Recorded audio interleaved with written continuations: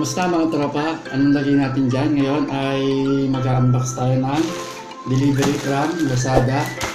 Buksan na natin. Hindi pala unbox, unwrap. Ito na.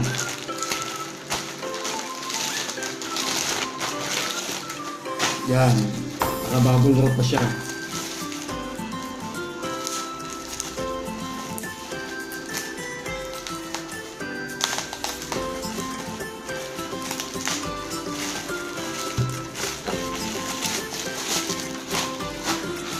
Ito na ang YUNTENG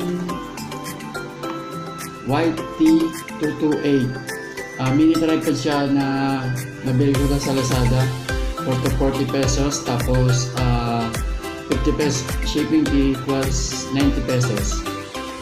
Tsaka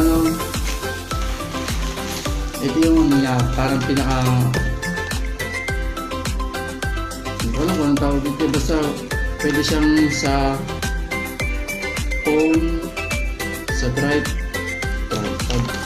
DSLR, GoPro, camera, cellphone, yun, pwede siya. Sige, buksan natin ito. Ito na. Ang napapaloob sa YUNTENG mini tripod is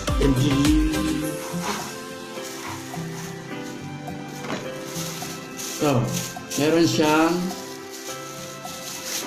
cellphone holder. Kaya lang meron akong cellphone holder na in-order ko rin sa Lazada, na ito yung picture niya, ko sa baba. Maganda siya kasi safe.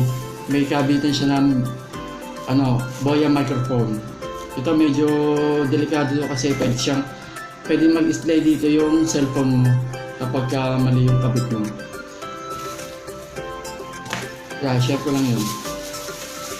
Saka ito yung pinaka tripod. Tsaka maganda siya kasi parang meron siyang ball mount din, kasi kahit anong angulo pwede mo siyang ikot-ikot. Meron pati siyang lock na kahit ganun siya pwede mo siyang i-lock. Yan, pwede mo siyang paikot-ikot. Yan. Tsaka meron siyang ito guys, hindi ko alam kung anong tawag dito eh. Kung alam nyo, paki-comment na lang po sa baba kung sino nakakaalam ito kung anong tawag. Kinakabit siya dito para siyang paan ng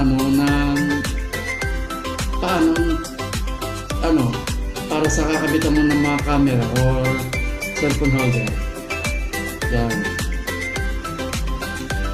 Yan, tapos kakabit natin yung cellphone holder. Yan, ganito na siya. Tsaka ang nakalagay dito is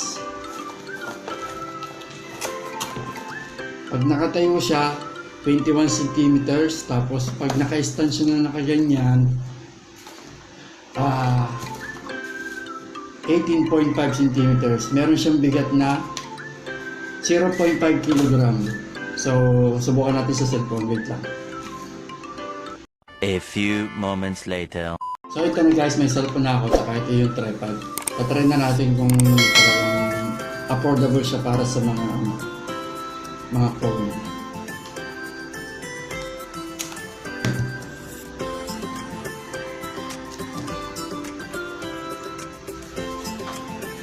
Yan. Pwede na siyang pang-vlog. Sa mga beginner, pwede na. Yan. Sa mga nagsisimula pa lang, pwede na to kasi medyo mura at affordable siya na kaya mong bilhin. Hindi mo na kailangan ng mga mamahaling tripod para makapag-vlog. Ito guys, 40 pesos lang sa Lazada. Nandiyan na kaagad. 40 pesos lang, murang-mura. Kaya makakapag-vlog ka ng medyo maayos. At hindi pa siya hassle kasi maliit lang siya. At magaan kasi plastic siya eh. Madali siyang dalhin kahit saan. Pwede mo siyang nilagay sa bag, tatanggalin mo lang tong cellphone holder. Pwede na. Kaya kung gusto nyo, ganito na rin yung order. Tsaka advantage din kasi kahit anong angulo, pwede mo siyang yan.